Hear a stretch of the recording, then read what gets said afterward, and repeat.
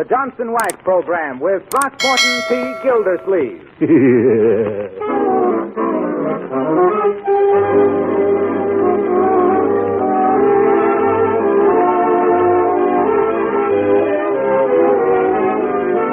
The makers of Johnson's Car New and the whole family of Johnson Protect the Surface products present for your enjoyment The Great Gildersleeve, written by Len Levinson. Your new summer radio show brought to you each Tuesday night at this time.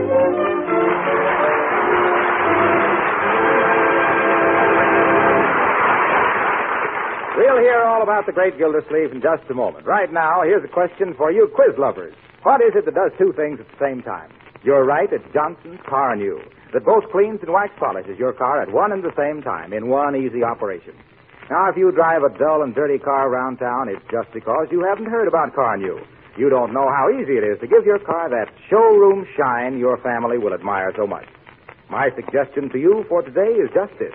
Tie a string around your finger if necessary to remember to stop in at your regular wax dealer, auto supply store, or service station and buy yourself a can of Johnson's Car New.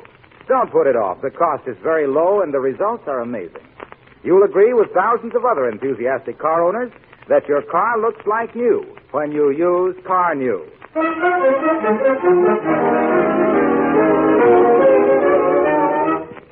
And now for the adventures of the Great Gildersleeve.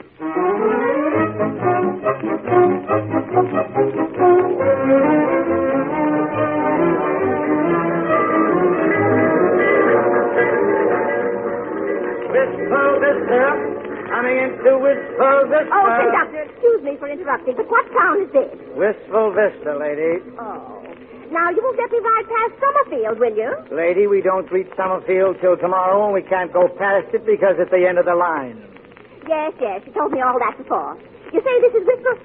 Oh, Wistful Vista, where Fibber McGee and Molly live? Yeah. Oh, my. Do you think I'll be able to see them from the train window? No, lady, the McGees are on their vacation. Oh. But there's Throckmorton P. Gildersleeve, their next-door neighbor out there. Where? That portly gent with the mustache on the platform, the one making a speech to his employees. How do you know they're his employees? Because every time he takes a trip, he gives the help at the factory an hour off to come down to the station and wave goodbye. Well, so that's Mr. Gildersleeve. Well, I never thought... I can't tell you how touched I am to see all the employees of the Gildersleeve Girdle Works down here at the station to bid me goodbye. It's very sad. By the way, is there anyone left at the plant? Well, no, TP. Well, what if some orders come in? Who's taking the phone calls? Mert. Oh, Mert, eh? Well, as I was saying, while I'm away, I expect every one of you to uphold Gildersleeve Girdles to the best of your ability. And don't forget our motto. If you want the best of corsets, of course it's Gildersleeve. Just remember, put everything you've got into those girdles. Will you do that? Thank you. And though it's necessary for me to go away and attend to other enterprises, the one thing closest to my heart is the Gildersleeve Girdle. I want you all to carry on as if I was right here. And now I know I can count on each and every one of you to do your duty till the day I return. How long will you be gone, T.P.? At least 3 days and maybe till the end of the week. Before you go, T.P., the Gildersleeve Girdle Workers Guild wishes to present you with this handsome leather briefcase as a token of our esteem for you. I don't know what to say. Except, by George, when I get back, I'm going to call in my lawyers and draw up a profit-sharing plan so that eventually all you folks are going to get the work. I'm going to give you the work. What I mean to say is... Yes, all aboard? Oh, no. Oh, my goodness, out of my way, everybody. Where are my bags? On the train, T.P. Thanks. Oh, I forgot to buy a ticket. Where do I buy a ticket? On the train, T.P. Oh, yes. Let go of me, boys. Where are you pushing me? On the train, T.P. Goodbye, children. Goodbye,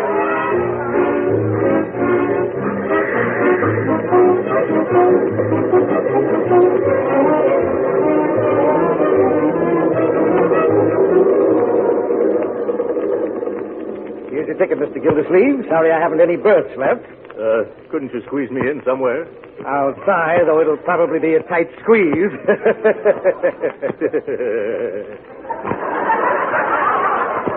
Tight squeeze, eh? Side splitting, isn't it? Going to be in Summerfield long? Oh, no, conductor, just 3 or 4 days. I'm taking over the administration of my brother-in-law's estate. Yes. Oh, that's so? Yes, they own an automobile agency that hasn't been doing so well lately, and I'm going to set it to rights. Don't you think maybe you're biting off more than you can chew? Not at all. Ooh, that reminds me. It's dinner time. Which way is the diner? Why, an experienced old traveler like you should know where the diner is. Why, of course. No matter where you are, the diner's always at the other end of the train. See you later, conductor.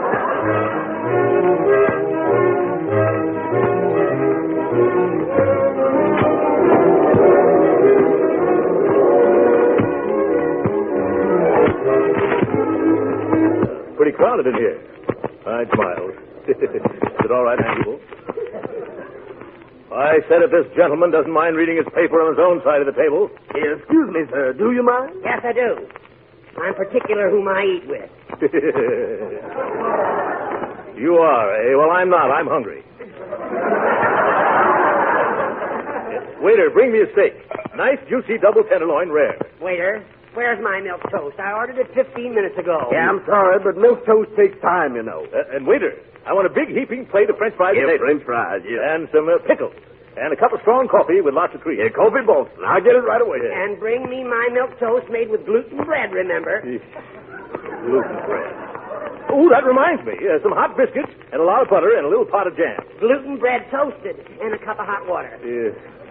And then apple pie a la mode, waiter. Yeah, pie a la mode. Yeah, with cheese. Yeah, with cheese. I can't stand this. Listening to you is giving me heartburn. It is, waiter, don't forget mustard, beefsteak sauce, ketchup, chutney, piccalilli, and a soda quick. Yes, sir. Right away, sir. I'll be right back. Of course, it's none of my business, mister. Then don't stick your nose in it. Yes. Well, all right, if that's the way you feel. I was just going to tell you you're getting your paper in the butter plate. Don't make any difference. I don't use butter. You don't, eh? I guess it's because butter wouldn't melt in your mouth. Yeah. But what I was going to say was... Never mind. Okay, I won't say it then. But that butter from your paper's all over your sleeve now. I don't care. What? Oh, of all the messes. Water won't take it out. It only spreads the grease. You see, what did I tell you?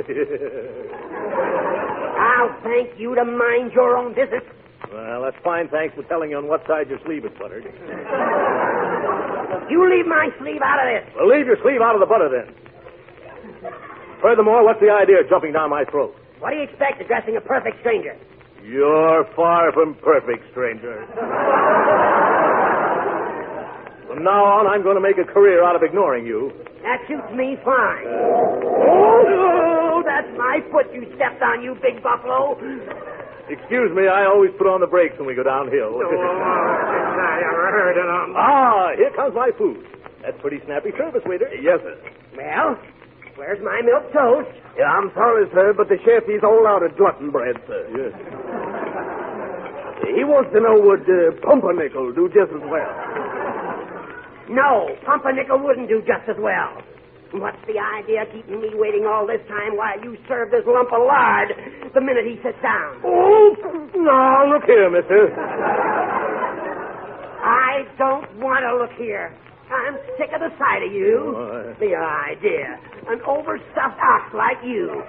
Guttling and gobbling and gorging yourself like an ostrich. I got a bad case of indigestion already just from looking at you. Why, you dyspeptic little dodo. Just because you're mean to your stomach and your stomach talks back to you, your bellyache. Excuse the expression. You can't stand the sight of a healthy man sitting down to a hearty meal. You're not suffering from indigestion. You're just green with Epicurean envy. I won't sit here. mister. What? You bicarbonated soda. Oh, take it away. Take it away. I need something stronger than that now. I got the pills right here in my briefcase. Just a second there. What are you doing with my briefcase? Your briefcase? This is mine. It is not. My employees gave it to me just this afternoon. Here, give it to me. Take your fat paws off of my briefcase before I... Before you what, you dried-up little crab apple? And now, wait a minute, gentlemen, Let please. go of my briefcase. I will not. It's mine. If you don't let go of this briefcase, I'm going to shoot you. Oh, wait a minute. Did you see anything of my briefcase? I left it. Oh, there it is. Thank you so much, gentlemen.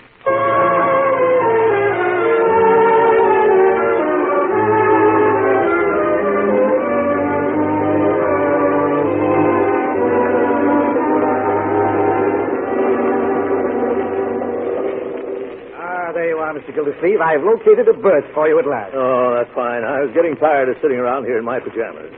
Where is it? It's upper 9 in the next car. Upper 9? Mm-hmm. Oh, my goodness. The last time I was in an upper berth was, let me see, 50 pounds ago. Well, that's the only thing I've got, Mr. Gildersleeve. The porter's making it up for you now. All right, conductor, I'll have to make the best of it. Good night, and thanks. I do hope that porter gives me a wide berth.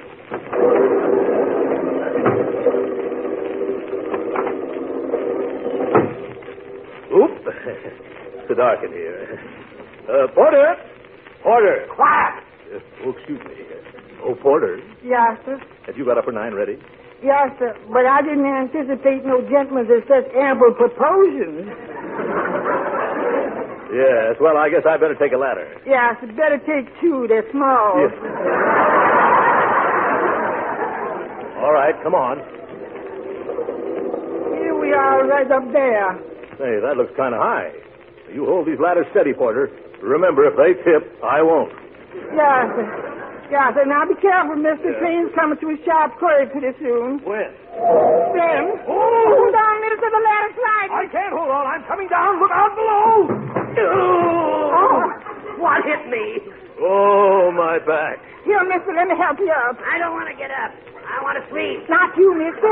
The man in the upper. He's now in the lower. I'm all right. I think I can make it now. Get off of my poor stomach. What? Who is it? Oh, it's you. What are you doing sneaking into my berth? I'm not sneaking in.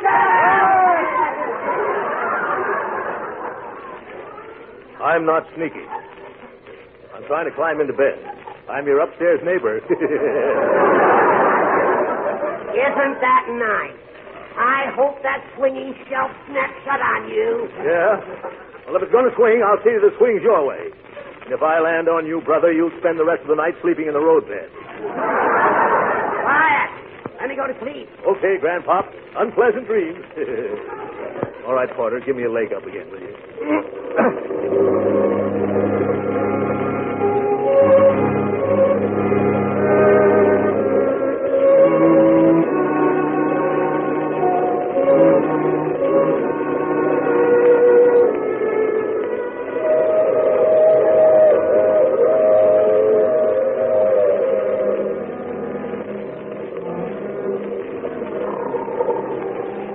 32,473. 32,474. 32,475. Oh, good Godfrey. 2 o'clock already. And still not a wink of sleep. 32,476. 32,477. 32,478.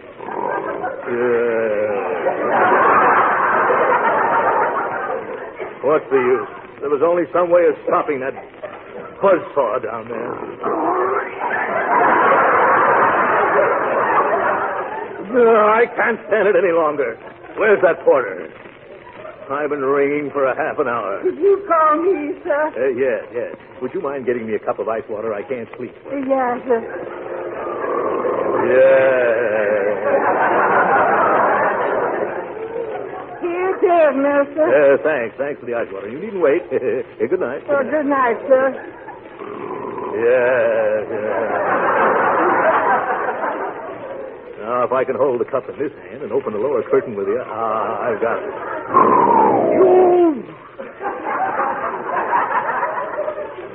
Steady now, Gildersleeve. Ready? Aim. Oh, what was that? Porter! Yeah, what is it, sir? Shut this window. It's raining right in on my face. Quiet! Can a man get any rest around here?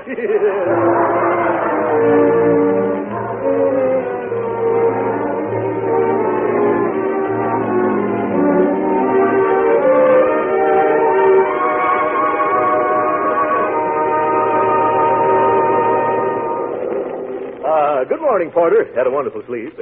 How long before we pull into Summerfield? In about 5 minutes, sir.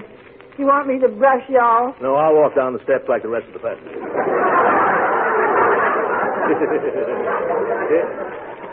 By the way, Porter, you've given me such good service. Here's an order for a Gildersleeve girdle for your wife. Oh, thank you, sir. I happen to be a spinster at the moment. Yes. But if it's all right with you, I'll put it in my hope chest.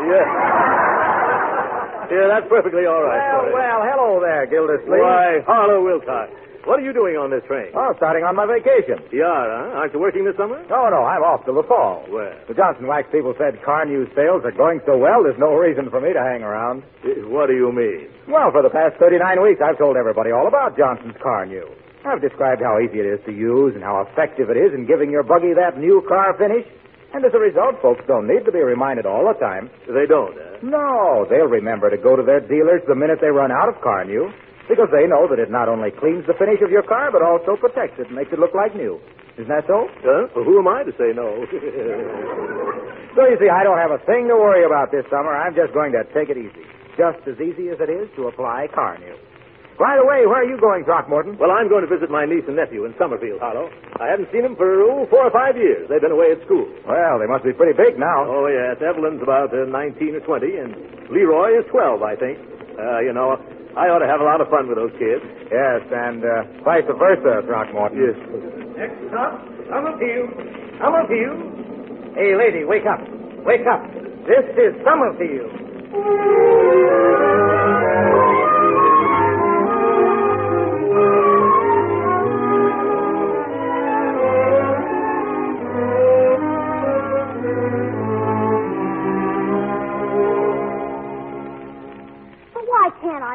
Why can't I call him TP like they do down at the foundry? It isn't a foundry, Leroy. It's a... Oh, never mind. It's nothing that concerns little boys. I'm sure that Uncle Throckmorton will prefer to have you call him Uncle Throckmorton. Well, how about me making it Uncle Throcky? How about that? I don't think that will be very respectful, Leroy. Then Uncle Gildy? That's even worse.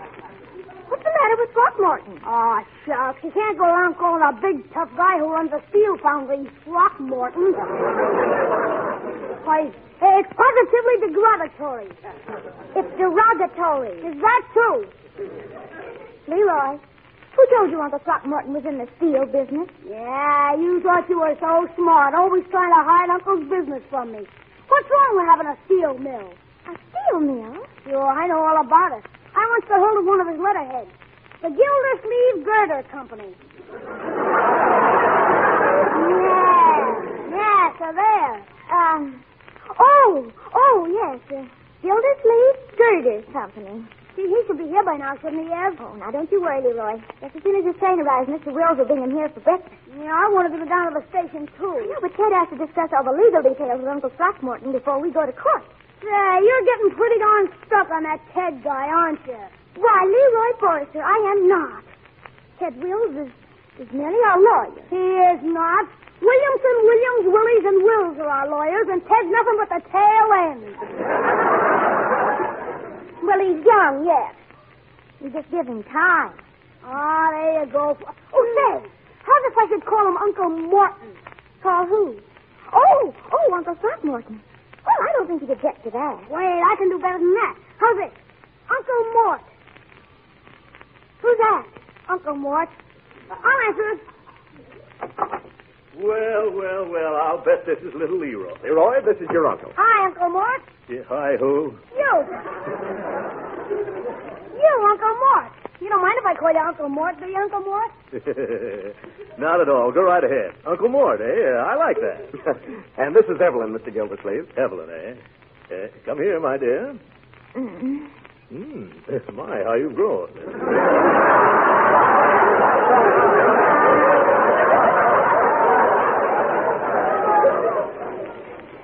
Hello, Uncle Throckmorton. Yeah. Here, let me take your hat and coat. Will you have some breakfast? No, thanks. I've already had mine on the... Well, I'll have a cup of coffee. Sit right here, Uncle. Ted, you sit over there. Oh, thanks. My, this looks good. Well, did you make this coffee yourself, Evelyn? Yes, I did. Hey, Uncle, will you take me back to Wistful Vista with you and let me work in your factory? What? Well, I didn't think you'd be interested in that sort of thing. But, Leroy... Here I am, Uncle Mort. That must be some way out. I bet you make the supports for a lot of big projects there.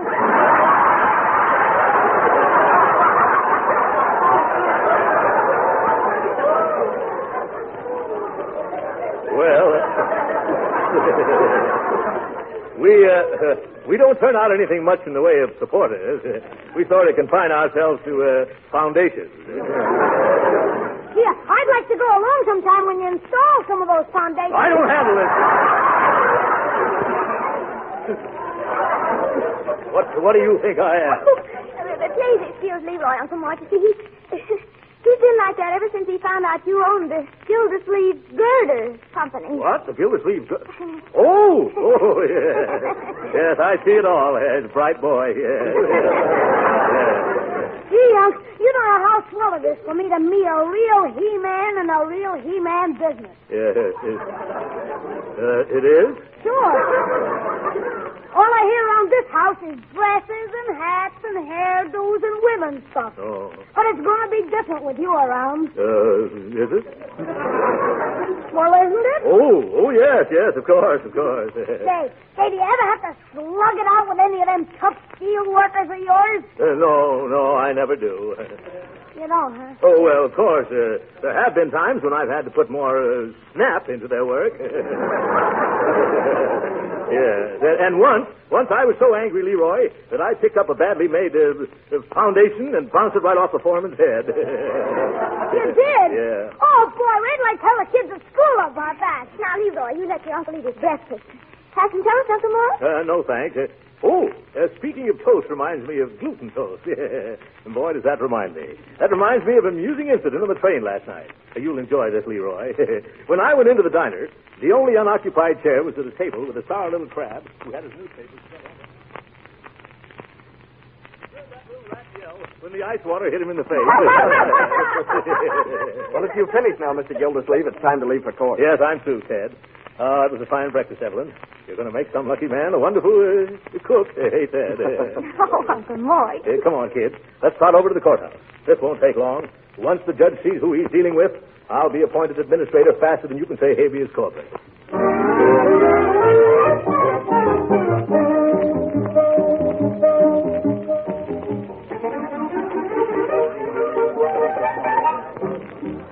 Well, all I can say is we run things better than this in Wistful Vista. 11 o'clock and the probate judge hasn't even shown up yet. Oh, Judge Hooker's usually very prompt. Yeah, the trouble with some of these judges is they think they're little tin gods. Take those black robes away from them, what have you got? Bow legs. That's a hot one, Uncle Mort. Yeah, I'm glad you like it. Everyone rise, please. Well, I'm glad he's here. Now we'll get this thing over with quick. Here, court, Department 25, the Honorable Henry H. Hooker, Judge presiding, sound session. Please seated. Sit down, Uncle Mort. Huh? Yeah. Oh, my goodness. Who's that man sitting in the judge's chair? Well, that's Judge Hooker. Judge Hooker? That's the man in the lower berth.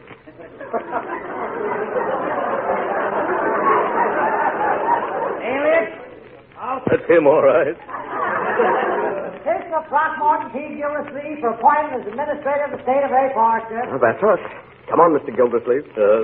I'm not feeling very well, Ted. Couldn't we postpone this over to another judge? Oh, come on, Uncle Mort. Remember what you said. This guy'll be a pushover. Pushover, yeah. Now, come on. Step up. Don't dawdle. I haven't got all day. Make a snappy, folks. The judge is pretty short-tempered this morning. He didn't get any sleep last night. Oh, good Godfrey. Your Honor, with your permission, I'll put Mr. Gildersleeve on the stand and examine his qualifications for this position. Go ahead, Mr. Wills. Swear in the witness there. You solemnly swear to tell the truth, the whole truth, nothing but the truth, help you? I do. Well, do you or don't you? Speak up. I do. That voice is very familiar. Oh. Turn around, Mr. Oh, so it's you. Yes. Yes. Hello, Judge. How are you this morning? I'm Witness will confine himself to the matter at hand. Mr. Wills? Yes, Your Honor. I'll examine this man's qualifications if you don't mind. Why don't, Your Honor? Yeah, but I do. Silence. Yes, sir. You're here to answer questions. Now then, Gildersleeve, if your name really is Gildersleeve, what do you do for a living? I make girdles, Your Honor. Order in the court. Order in the court. And you, Gildersleeve. Gildersleeve. One more attempt at cheap humor, and I'll judge you in contempt. But it's true, Your Honor. I'm president of the Gildersleeve Girdle Company. Oh, Uncle Mort, tell him the truth. Yep. He doesn't make girdles, Judge. What does he do? Steel foundation. I bet he would, too.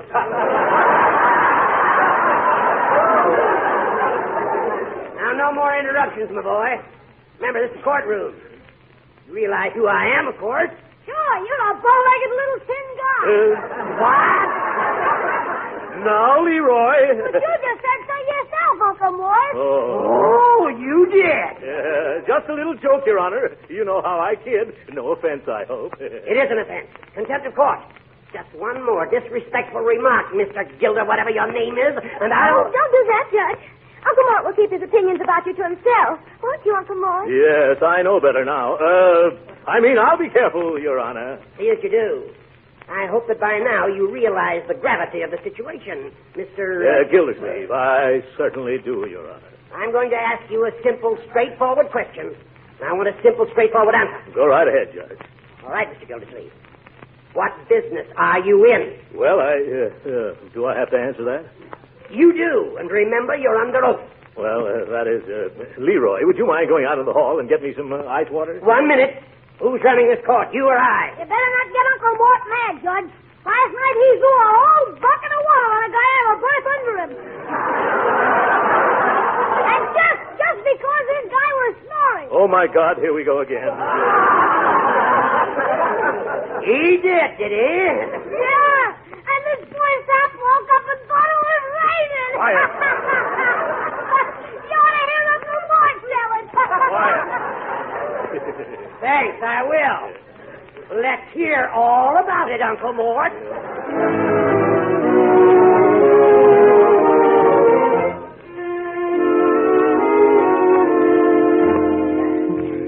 But, Judge Hooker, it's after 5 o'clock. Yeah. This poor man's been on the witness stand all day. All and right. One more question, and I'll hand down my decision. Mr. Gildersleeve, what makes you think you have executive ability? Well, I have a large staff of my own, and through years of experience, I know the proper relationship between employer and employee. You bet, Your Honor. And if they don't do what Uncle Mort says, he just bops them over the skull with a steel girder. Now, wait a minute, Leroy. But, Uncle Mort, I'm just repeating everything you say. Yes, and everything I've said is being used against me. I can't go on. Your Honor, Yes, Mr. Wills? our firm has checked and double-checked Mr. Gildersleeve's references. We're satisfied as to his qualifications. We therefore petition you to name him as the new administrator of the Forrester estate. Uh-huh. Mr. Wills, I have great respect for you and your associates. That is probably the only reason why I'm going to grant your petition. Hooray! However, in order to protect these children from their own misguided enthusiasm, I am going to require this Gildersleeve to report to me every single week. But, Your Honor... He must get an okay for every cent he spends. But, Judge... And I will require him to post a bond of $50,000 in cash. Now, see here, Hooker. I won't stand for this. I'll resign. Quiet. Gildersleeve, I never sent for you. You came here begging for this job. Now, just because I insist on it being administered with scrupulous honesty, you tried to back out of it. But it won't work. To quote from Broadway versus Union Buggy Corporation, Civil Code of Nebraska, you've made your bed and you can't lie out of it. But my business in Wistful Vista demands... You mean your girdle business? You will remain here and make this estate pay or go to jail for contempt. But I... Court's adjourned. I'll kill that old goat. Ted, we've got to do something about this. Do you realize that a $50,000 bond would not only take every cent of my ready cash, but also means the mortgage on my Gordon works? Gee, I'm sorry about how the whole... I'm sorry about how the whole thing went, Mr. Gildersleeve. He's got me awfully nervous. Maybe if we went into the judge's chambers, we could persuade him to lower the bond, Uncle Mort. Sure, just let me talk to him. Young man, you've talked enough for one day. How about it, Dad? Well, won't hurt to try. Come on. Yes. Come in. Excuse me, Judge Hooker. You remember me, don't you? I thought perhaps maybe we could possibly get that little cash bond reduced. I don't see why I should waste any Well, more I've time. been thinking, Your Honor, if you spoke to somebody who'd known me for a long time, they might convince you that I'm not such a bad fella. Oh, that would be fine, Uncle Mort. Who could the judge talk to? Well, the president of the Wistful Vista Chamber of Commerce, Evelyn. He's my next-door neighbor, too. A fellow named Fibber McGee. We can call him long distance.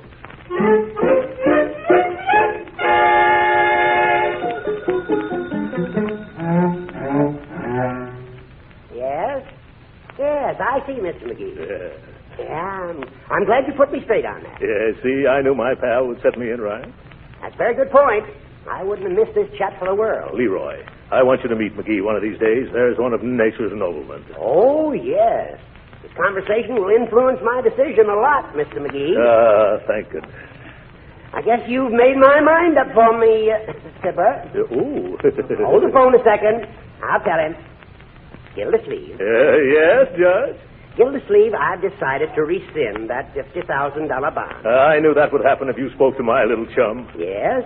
After talking to McGee, I'm going to make that bond $100,000. What? Give me that telephone. Hello? Hello? You're a hard man, McGee.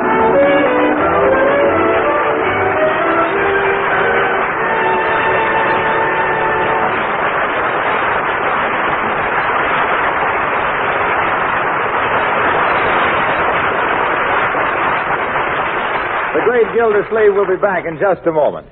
You know, one thing that's welcome any time is a new product or a new idea that will save work. That's just as true in the home as it is in industry. Look how successful Johnson's self-polishing glow coat is, because it has saved housewives millions of hours of work in taking care of their floors. And just as much of a work saver for you men is Johnson's sensational new auto polish, Car New. Car New does two jobs at once, both cleans and wax polishes your car in one easy operation. Formerly, to do these jobs cost real money or several hours of hard work. Now, with Johnson's Car New, many car owners tell us they do both jobs in an hour.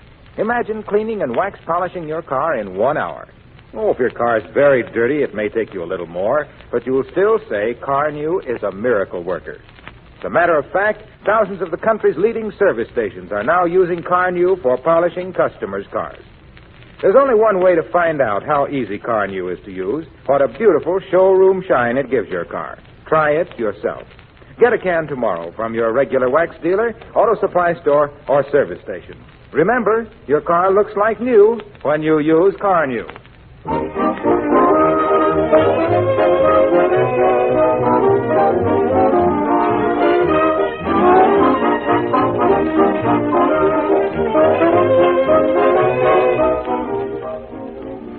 Uncle Mort, what are you going to do now? By George, I'm going to show that judge I can run that estate, or my name won't be Throckmorton P. Gildersleeve. You bet it won't, Uncle Mort. You won't even have a name. Yeah, I'll just have a number. Good night.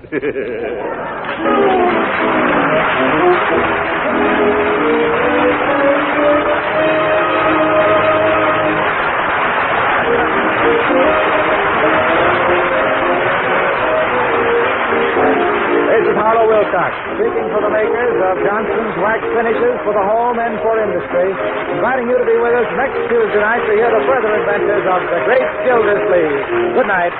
This is the National Broadcasting Company.